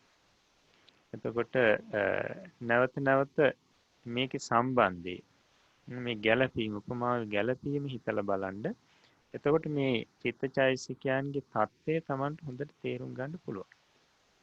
හොඳින් පැහැදිලි කරගන්න පුළුවන්. හොඳයි. ඊට පස්සේ පැහැදිලි කරනවා මෙතනදී අන්‍ය සමාන රාශිය, අකුසල රාශිය, ශෝභන රාශිය කියා චෛසික රාශි තුනක් ඇත්තේ. රාශිය කියලා කියන්නේ සමූහයක් කියන එක. නැත්නම් අපි ගොඩක් කියලා කියන්නේ. එතකොට මේ චෛතසික 52 මුලින්ම කොටස් තුනකට බෙදෙනවා. රාශි තුනකට වෙන් කරනවා. කොටස් තුනකට දක්වන්න පුළුවන්. එතකොට අන්‍ය සමාන රාශිය, අකුසල රාශිය, ඊට පස්සේ ශෝභන රාශිය. මේ විදිහට කොටස් තුනකින් දක්වනවා. දැන් අපි ගත්තොත් අන්‍ය සමාන රාශිය කියලා. අන්‍ය සමාන රාශියට චෛතසික 13ක් අයිති වෙනවා. ඊට පස්සේ අකුසල රාශියට චෛතසික 14ක් අයිති වෙනවා. ඊට පස්සේ ශෝභන රාශියට චෛතසික 25ක් අයිති වෙනවා. එතකොට මෙතනදී ඊළඟට මේ අන්‍ය සමාන රාශිය නැවත දෙකට බෙදෙනවා. සර්වචිත්ත සාධාරණ චෛතසික 7 ප්‍රකීර්ණක චෛතසික 6 කියලා. මෙන්න මේ දෙකොට්ටාස එකතු වෙනකොට තමයි චෛතසික 13ක් බවට පත් වෙන්නේ. ඊළඟට අකුසල් චෛතසික 14යි ඊළඟට ශෝභන චෛතසික 25 නැවත බෙදා දක්වනවා. ශෝභන සාධාරණ චෛතසික 19ක්. ඊළඟට තියෙනවා අසාධාරණ ශෝභන චෛතසික 6ක්. එතකොට ඒවා දක්වන්නේ විරති චෛතසික 3යි, අප්‍රමාණ්‍ය 2යි, ප්‍රඥා චෛතසිකයයි. එතන 6යි. එතන 19යි 25ක් වෙනවා. එතකොට දැන් මෙතනදී මේ අන්‍ය සමාන රාශිය කියලා කියන්නේ ඒකේ අර්ථය තමයි මේ ඔය අකුසල රාශිය ඒ වගේම ශෝභන රාශිය කියන මේ රාශි දෙකටයිදී චෛතසිකත් එක්ක යෙදෙනවා. වෙනසක් නැතුව යෙදෙන චෛතසික රාශියට තමයි මෙතන අන්‍ය සමාන චෛතසික රාශිය නැත්නම් අන්‍ය සමාන රාශිය කියලා කිව්වේ. ඒ කියන්නේ මේ අකුසල් චෛතසික එක්කත් යෙදෙනවා ඊට පස්සේ ශෝභන චෛතසික එක්කත් යෙදෙනවා. ඒ විදිහට යෙදෙන චෛතසික රාශියට කිව්වා අන්‍ය සමාන චෛතසික රාශිය කියලා. එතකොට අන්‍ය සමාන චෛතසික රාශියේ තියෙනවා මේකේ කොටස් දෙකක් තියෙනවා. එකක් තමයි සබ්බචිත්ත සාධාරණ චෛතසික 7. ඒ කියන්නේ කෙටි ක්‍රමයෙන් ගත්තොත් සිත් 89, දීර්ඝ ක්‍රමයෙන් ගත්තොත් සිත් 121. මෙන්න මේ සියලුම සිත්වල එකටම යෙදෙනවා මේ චෛතසික 7. සියලුම සිත්වල යෙදෙනවා. යෙදෙනකොට 7ම එකටමයි යෙදෙන්නේ. ඒ නිසා තමයි සබ්බචිත්ත සාධාරණ චෛතසික කියලා කිව්වේ මේ 7ට. කියන්නේ හැම සිතකටම සාධාරණයි. හැම සිතකටම සාධාරණයි. ඊළඟට ප්‍රකීර්ණක චෛතසික 6ක් කියනවා. අන්‍ය සමාන රාශියේ අනිත් කොටසනේ. ප්‍රකීර්ණක චෛතසික 6 කියලා කියන්නේ සාමාන්‍යයෙන් ඔය කුසල් අකුසල් ඊට පස්සේ විපාක ක්‍රියා ලෞකික ලෝකෝත්තර මේ සිත්වල මේ චෛතසික 6 යෙදෙනවා. හැබැයි යෙදෙනකොට ඒ සුදුසු පරිද්දෙන් තමයි යෙදෙන්නේ. සමහර සිත්වල කුසල පක්ෂයට අයිති සිත්වල දී හැම සිතකම මේ ඔක්කොම යෙදෙනව නෙවෙයි. සුදුසු පරිද්දෙන් යෙදෙනවා. ඒ පක්ෂයට අයිති සිත්වල සුදුසු පරිද්දෙන් විසිරී යෙදෙන නිසා මේවට කියන ප්‍රකීර්ණක චෛතසික කියලා. දැන් සාර සබ්බචිත්ත සාධාරණ චෛතසික වල තියෙන වෙනස තමයි වෙනසක් නැතුව හැම හිතකම ඒ හතම එකටම යෙදෙනවා. හැබැයි ප්‍රකීර්ණක චෛතසික 6 එහෙම 6ම එකට හැම හිතකම යෙදෙන්නේ නැහැ. එතකොට දැන් අහේතුක සිත්වල අපි ගත්තොත් අහේතුක සිත් හැම එකම යෙදෙන්නේ නැහැ. සමහර සිත්වල තමයි යෙදෙන්නේ. යෙදෙනකොටත් ඔක්කොම එකට යෙදෙනවත් නෙවෙයි. අන්න ඒ වගේ ඒ පක්ෂයට අයිති සිත්වල සුදුසු පරිදි යෙදෙන චෛතසික නිසා තමයි ඒවට ප්‍රකීර්ණක චෛතසික කියලා කියන්නේ. ඊට පස්සේ අකුසල රාශියේදී ඒ කියන්නේ අකුසල් රාශියට අයිති චෛතසික යෙදෙන්නේ අකුසල් සිත්වල පමණයි. ඊළඟට ශෝභන රාශිය කියලා කියන්නේ මේ ශෝභන සිත්වල යෙදෙන චෛතසික. ශෝභන සිත්වල පමණයි මේ චෛතසික යෙදෙන්නේ. එතකොට අපි ශෝභන සිත් මොනවද අශෝභන සිත් මොනවද කියලා දැනගත්තා ඉගෙන ගත්තා. ඒත් අශෝභන සිත් 30ක් කිව්වා.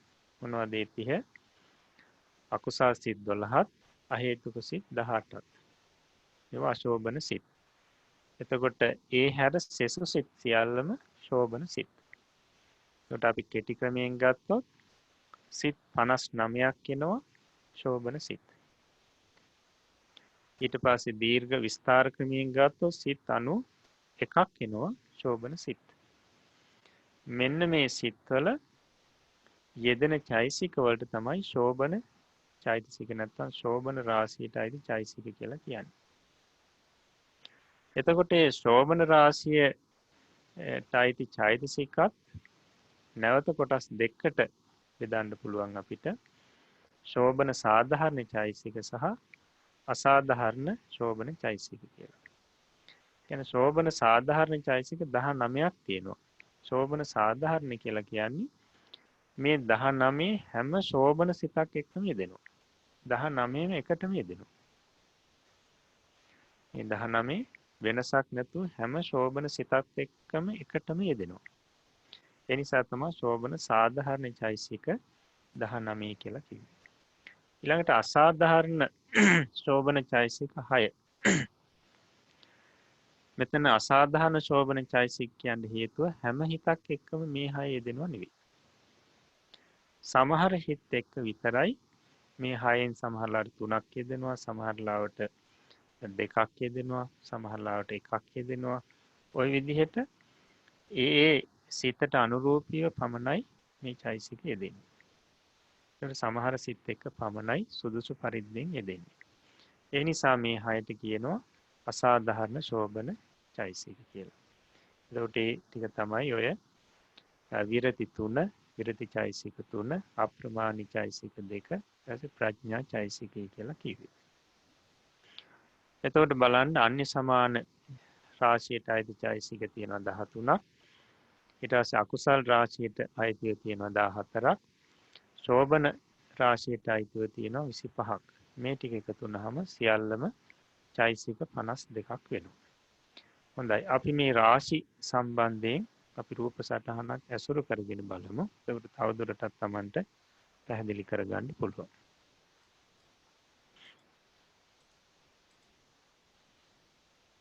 දැන් මුලින්ම පරමාර්ථය අපි බලමු. පරමාර්ථය. එතකොට පරමාර්ථයේ මූලිකවම බෙදෙනවා කොටස් 4කට.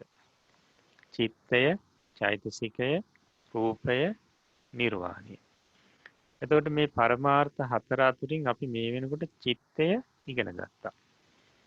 කෙටි ක්‍රමයෙන් නම් 89ක්, දීර්ඝ ක්‍රමයෙන් 121ක් සිත් තමයි මෙතන චිත්තේ පරමාර්ථය හැටියට දක්වන්නේ. ඊළඟට තියෙන්නේ දෙවෙනි පරමාර්ථයේ චෛතසිකය. එතකොට දැන් අපිට ඉගෙන ගන්න තියෙන්නේ මේ චෛතසිකය කියන පරමාර්ථය. එතකොට චෛතසික 52ක් වෙනවා. ඊළඟට අපිට ඉගෙන ගන්න තියෙන චෛතසික වලින් පසුව රූපය, ඊළඟට නිර්වාණය. දැන් එතකොට අපි බලමු චෛතසිකේ 52යි. එතකොට මේ චෛතසික 52 රාශි 3කට බෙදෙනවා. අන්‍ය සමාන රාශිය, අකුසල රාශිය, ඊට පස්සේ ශෝභන රාශිය කියලා. අන්‍ය සමාන රාශියේ තියෙනවා චෛතසික 13ක්, අකුසල රාශියට අයිති වෙනවා චෛතසික 14ක්, ශෝභන රාශියට අයිති වෙනවා චෛතසික 25ක්. ඊට පස්සේ අන්‍ය සමාන රාශිය නැවත දෙකට බෙදෙනවා. සර්වචිත්ත සාධාරණ චෛසික 7 ඊට පස්සේ ප්‍රකීර්ණක චෛසික 6 කියලා. මේ විදිහට අන්‍ය සමාන රාශිය දෙකට බෙදෙනවා. එතකොට ඊළඟට අකුසල රාශියේ එහෙම බෙදීම අපි දක්වන්නේ නැහැ. ඊට පස්සේ ශෝභන රාශියේ බෙදීමක් තියෙනවා. අපි ඒක බලමු. ශෝභන රාශියේ චෛසික 25යි. ශෝභන සාධාරණ චෛසික 19. ඊළඟට අසාධාරණ ශෝභන චෛසික 6. අසාධාරණ ශෝභන චෛසික 6. ඊට පස්සේ අසාධාරණ ශෝභන චෛසික 6 නැවත තුනකට බෙදෙනවා. විරති චෛසික 3, අප්‍රමාණි චෛසික 2, ඊට පස්සේ ප්‍රඥා චෛතසිකය. එතකොට ඔය ක්‍රමයට තමයි ශෝභන රාශිය බෙදෙන්නේ. හොඳයි. එතකොට අපිට ඉදිරියේදී ඉගෙන ගන්න තියෙනවා මුලින්ම ඔය අන්‍ය සමාන රාශිය, ඊට පස්සේ අකුසල රාශිය, ඊට පස්සේ ශෝභන රාශිය. ඔය විදිහට චෛසික ඉදිරියේදී අපිට එකින් එක ඉගෙන ගන්න තියෙනවා. ඒකට මුලින්ම අපිට සර්වචිත්ත සාධාරණ චෛසික 7යි ඉගෙන ගන්න තියෙනවා. සර්වචිත්ත සාධාරණ චෛසික 7. හොඳයි. ඊට පස්සේ මේ පාඩමට අදාළ ප්‍රශ්න කීපයක් තියෙනවා. අපි බලමු.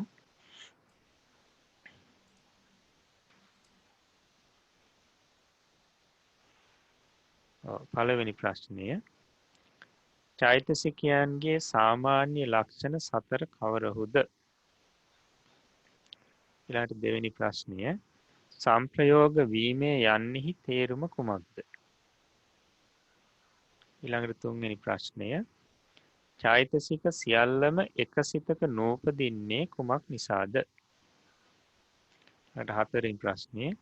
සිතට පෙරපසු වී චෛතසික නූපදිය හැක්කේ මක් නිසාද? 5. සිත නිරුද්ධ වීමෙන් පසු චෛතසිකයෝ පවතිද්ද? 6.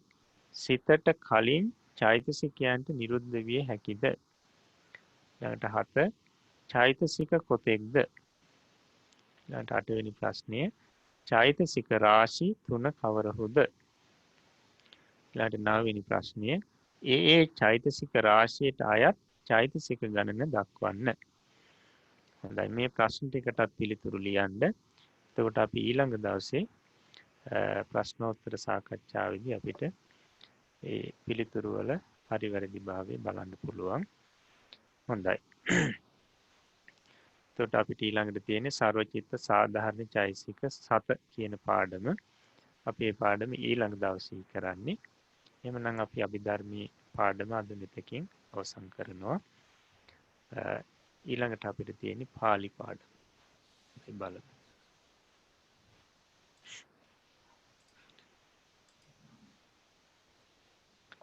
එදා අපි දුන්න වාක්‍ය කිහිපයක් පාලි වාක්‍යයේ සිංහලට නගන්න.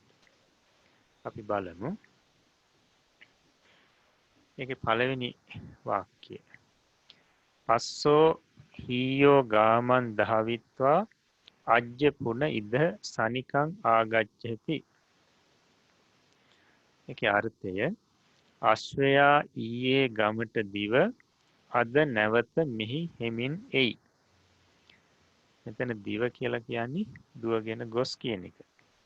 ඒකට අශ්වයා ඊයේ ගමට දිව අද නැවත මෙහි හෙමින් එයි. මේක තමයි මේ වාක්‍යයේ සිංහල අර්ථය. ඊළඟට 2. සුනකෝ ගෝනේන සද්දින් ඉද ආගන්ත්වා කහදිත්වා පුන ගාමං ගච්ඡති. ඒකේ තේරුම බල්ලා ගොනා සමග මෙහි આવුත් කා නැවත ගමට යයි. කියන්නේ බල්ලා ගොනත් එක්ක මෙහෙට ඇවිල්ලා කාලා නැවත ගමට යනවා කියන එක. ඊළඟට 3 වෙනි වාක්‍යය. සීහෝ පාසානී ඨත්වා ගාමේ මනුස්සේච මිගේච පස්සති. සිංහයා ගලෙහි සිට ගමෙහි මිනිසුන්ද මුවන්ද බලයි. කියන්නේ සිංහයා ගල උඩ ඉඳලා ගමේ ඉන්න මිනිසුත් ඒ වගේම මුවනුත් බලනවා කියන එක.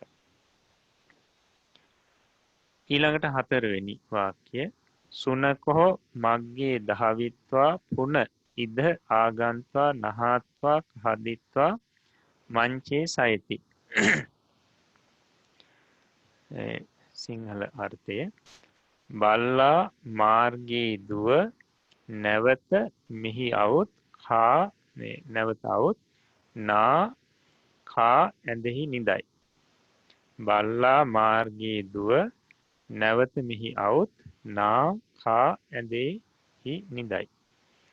ඒ කියන්නේ බල්ලා මාර්ගයේ දුවගෙන ගිහිල්ලා නැවත ඊට පස්සේ මෙහෙට ඇවිත් නාලා කාලා ඇඳේ නිදනවා කියන එකයි මේකේ අර්ථය. ඊට පස්සේ 5 අහං මංචම්හා උට්ටහිත්වා අම්හාකං සුනකෙහෙන සද්දිහින් ගාමං ගන්ත්වා චන්දම් පස්සිතුම් පාසානී නිසීදාමි. මම ඇඳෙන් නැගිට අපගේ බල්ලා සමග ගමට ගොස් සඳ බැලීමට ගලෙහි හිඳිමි. කියන්නේ මම ඇඳෙන් නැගිටලා මේ ඊට පස්සේ අපේ බල්ලත් එක්ක ගමට ගිහිල්ලා ඊට පස්සේ ගමේදී හඳ බැලීම සඳහා ගලෙහි ගල මත ඉඳ ගන්නවා කියන එකයි අර්ථය. ඊට පස්සේ 6 වෙනි එක සචේ තුම්හේ ඉද නිසේදිත්වා බුඤ්ජත මයං අපි තුම්හේ හිසද්දින් ඉද ඒව තත්වා පචිත්වා බුඤ්ජාම. සිංහල අර්ථය ඉඳින් නුඹලා මෙහි හිඳ අනුභව කරහු නම් අපිත් නුඹලා සමග මෙහිම සිට පිස අනුභව කරමු. ඒ කියන්නේ නුඹලා ඉතින් නුඹලා මෙහි ඉඳලා අනුභව කරනවා නම් කෑම කනවා නම් අපිත් නුඹලත් එක්කම මෙහි මෙතනම ඉඳලා මේ උයලා පිස කියන්නේ ඒකයි උයලා අනුභව කරනවා. එතකොට මෙතනදී මයං අපි කියලා දෙකක් තියෙනවා. කියන්නේ අපිත් කියන එක. මේක කෙටි කරලා කියන්නත් පුළුවන් මයම්පි කියලා. මයම්පි ඒ විදිහටත් එනවා ඒ පද දෙක එකතු වෙලා. ඒවා අපිට පසු ඉගෙන ගන්න පුළුවන්. මයම්පි කියලා එකට ආවත් ඒ වෙලාවේදී අපිත් කියන අර්ථය. ඒ වගේම තමයි ඉද ඒව කියලා තව තියෙනවා පද දෙකක්. ඒ දෙකත් එකතු වෙනකොට ඉදේව කියලා හැදෙනවා. ඒකේ අර්ථය මෙහිම කියන එක. හොඳයි 7 කුමාරෝ මිගංච සුනකංච ලබිත්වා තේහි සද්ධින් ඉදානි අම්හාකං ගාමං ආගච්ඡති. අර්ථය ළමයා මුවෙක්ද බල්ලෙක්ද ලැබ උන් සමග දැන් අපගේ ගමට එයි. කියන්නේ ළමයාට මුවෙකුයි බල්ලෙකුයි ලැබිලා. ඊට පස්සේ මුවත් බල්ලත් සමග මේ ළමයා දැන් අපේ ගමට එනවා කියන එකයි මේකෙන් කියන්නේ. ඊට පස්සේ 8 මිගෝච සුනකෝච සීහන් දිස්වා බහයිත්වා කිප්පන් තතෝ ධාවಂತಿ. මුවාද බල්ලාද සිංහයා දැක බියවි වහා එතනින් දුවත්. එතකොට මුවයි බල්ලයි දෙන්න සිංහයා දැකලා බය වෙලා ඉක්මනින් එතනින් දුවනවා. හොඳයි. ඊට පස්සේ 9 සීහෝ සයිත්වා උට්ටහිත්වා යත්ත චරති තතෝ අස්සාච ගෝනාච සුනකහාච මිගාච පලායන්ති. සිංහයා නිදා නැගිට යම් යම් තැනක හැසිරෙයිද ඒ තැනින් අශ්වයෝද ගොන්නුද බල්ලෝද මුවෝද පලායත්. එතකොට මෙතන ඇත්තටම ගත්තහම වාක්‍ය දෙකක් මේ එකතු කරලා තියෙන්නේ. සිංහයා නිදා නැගිට යම් යම් තැනක හැසිරෙයි. ඊට පස්සේ තතෝ තතෝ අස්සාච ගෝනාච සුනකාච මිගාච පලායන්ති. එතකොට දැන් මෙතනදී යත්ත යත්ත කියලා මේ පදේ දෙපාරක් ඇවිල්ලා තියෙනවා. එතකොට අපි යත්ත කියන එකේ අර්ථය දැක්වේ යම් තැනක කියන එක. එතකොට දැන් සාමාන්‍යයෙන් ඒ විදිහටම අපි අර්ථය මෙතන දක්වනවා නම් මේ පද දෙකට යම් තැනක හැසිරෙයිද කියලායි ලියන්න ඕනේ. දැන් මේ දෙකම ඒ කියන්නේ මේ යත්ත කියන පදේ දෙවාරයක් එනකොට අපිට පුළුවන් ඒක මේ විදිහට ලියන්න යම් යම් තැනක. යම් තැනක කියන එක කෙටි කරලා යම් තැනක. අන්න සිංහයා නිදා නැගිට යම් යම් තැනක හැසිරෙයිද. එතකොට අර්ථය හොඳින් තේරෙනවා. ඒ වගේම තමයි තතෝ කියලා පද දෙකක්. කියන්නේ එකම පදේ දෙවතාවක් ඇවිල්ලා තියෙනවා. තතෝ කියලා කියන්නේ එයින් එතනින් කියන අර්ථය. එයින් කියලා කියන්නත් පුළුවන්, එතනින් කියලා කියන්නත් පුළුවන්. එතකොට දැන් මෙතන හැටියට නම් එතනින් කියලා තමයි අර්ථය ගන්න ඕනේ. ඒකට දැන් සාමාන්‍යයෙන් තතෝ කියන එකේ අර්ථය අපි දුන්න විදිහට ගත්තොත් එතනින් කියලා ඉන්නේ.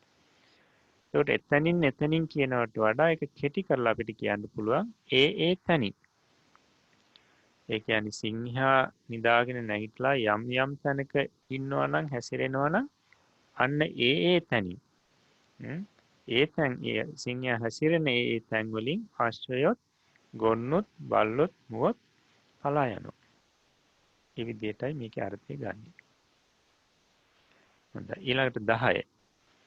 දේවා ඉදානි අම්හාකං ගාමේ රුක්ඛානං උපරි ආකාසේ ආලෝකම් පරිත්වා තිට්ඨන්ති. දෙවිවරු දැන් අපගේ ගමෙහි ගස්වල මතු අහසෙහි ආලෝකයේ පතුරවා සිටිත්. ඒ කියන්නේ දෙවිවරු දැන් මේ වෙලාවේදී අපේ ගමේ මේ ගස්වලට උඩින් අහසේ ආලෝකයේ පතුරවාගෙන ඉන්නවා කියන එකයි මේකේ අර්ථය. එතකොට මෙතනදී අපේ අම්හාකං ගාමී රුක්ඛානං උපරි ආකාසේ. අන්න එතනට උපරි කියන එකේ අපි අර්ථය දුන්නේ මත්ෙහි කියලා. ඒකට මත්ෙහි කියලා කියන මෙතන යොදන්නත් පුළුවන්. ගස්වල මත්ෙහි අහසෙහි කියලා. නමුත් වඩාත් පැහැදිලි වෙනවා ඒක මතු. මත්ෙහි කියන එකම තවත් ක්‍රමයකින් මතු. කියන්නේ ගස්වල ඉහළ කෙළවර. ගස්වල මතු අහසෙහි. කියන්නේ ගස්වල මුදුනෙන්ම ඉහළ අහසෙහි. අහසේ කියන එක. එතකොට දෙවිවරු දැන් අපේ ගමේ ගස්වලට ඉහළ අහසෙහි ගස්වල මුදුනට උඩින් අහසෙහි ආලෝකයේ පතුරවාගෙන ඉන්නවා කියන එකයි මේ වාක්‍ය අර්ථය. හොඳයි. එතකොට මේ විදිහට ලියලා තියෙනවා නම් හරි දාගන්න. ඊට පස්සේ අභ්‍යාසයේ තියෙනවා. පහත දී ඇති ශබ්ද පුරිස ශබ්දයෙන් වර්ණගන්න. පුරිස ශබ්දයේ විදිහට වර්ණගන්න ශබ්ද 5ක් දීලා තියෙනවා. තව අජ ශබ්දය. ඒකේ අර්ථය එළුවා. එළුවට පාලියෙන් කියන්නේ අජ කියලා. ඒකට ඒක අජෝ අජා කියලා ওই විදිහට වර්ණගන්නවා. ඊට පස්සේ වානර ශබ්දේ. වානර ශබ්දේ අර්ථය වානර කියන්නේ වඳුරට. ඒකට වානරෝ වානරා කියලා වර්ණන් වෙනවා. ඊට පස්සේ සකුණ ශබ්දේ. සකුණ කියලා කියන්නේ පක්ෂියට. ඒකට සකුණෝ සකුණා ඔය විදිහට වර්ණන් වෙනවා. ඊළඟට කාක ශබ්දේ. කාක ශබ්දයේ අර්ථය කාකා. කපුටට කියන්නේ කාක කියලා. කාකෝ කාකා ඔය විදිහට වර්ණන් වෙනවා. ඊට පස්සේ වරාහ ශබ්දේ. ඒකේ අර්ථය ඌරා කියන එක. ඌරට පාලියෙන් කියන්නේ වරාහ වරාහෝ වරාහා ඔය විදිහට වර්ණන් වෙනවා. දැන් ඒ ටික වර්ණන් වන්නට ඕනි පුරුෂ ශබ්ද විදිහට. ඊට පස්සේ ගාථාවක් තියෙනවා. පාලි ගාථාවක් සිංහලට නගන්න. බලන්න. ගෝනෝච අජ්ජ සකුණාච තතහෙව අස්සා ආගම්ම එත්ත සනිකං සුනකෙහෙන සද්ධින් දිස්වා තදා ඉද සදා පන චණ්ඩ සීහං දහවින්සුතේ පුන ඊතෝ සුනකෙහෙන සද්ධින්. එතන සුනකෙහෙන ඒ අවසානිකේ සුනකෙහෙන කියලා හදාගන්න. එතන කහ වෙනුවට බ වගේ ඉදලා තියෙන්නේ. සුනකෙහෙන සද්ධින් කියලායි තියෙන්නේ අවසානෙත්. හොඳයි, එතකොට මේ ගාථාව සිංහලයට නගන්න ඕනේ. එතකොට මේකේ අමුතු වචන ටිකකුත් තියෙනවා. අපි මේ වචන වල අර්ථ දීලා තියෙනවා. බලමු.